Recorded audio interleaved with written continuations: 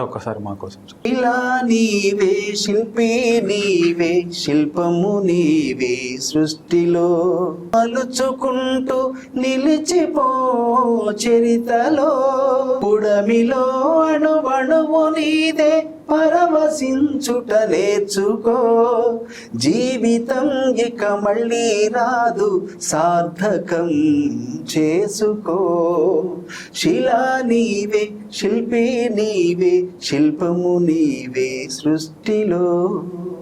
ఇది యాక్చువల్గా ఏంటంటే జేసుదాస్ గారితో పాడిద్దామని జేసుదాస్ గారిని కాంటాక్ట్ చేస్తే వారు పాడలేదు.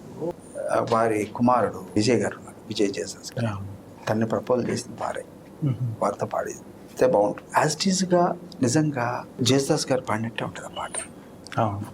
ఆ పాటకి సాహిత్యం ఒక ఎత్తు అయితే గాత్రం ఆ గొంతు కూడా దానికి అంత అద్భుతంగా ఆ గాత్రం చేయబట్టి అంత హైప్ వచ్చిందేమో అనిపిస్తుంది. ఎందుకంటే చాలామంది పాడతారు పాటలు, కానీ ఏ పాటకి ఏ గొంతు అయితే అది ప్రజల్లోకి యాక్సెప్ట్ చేస్తారనేది ఒక సంగీత దర్శకుడికే తెలుస్తుంది ఎక్కువ.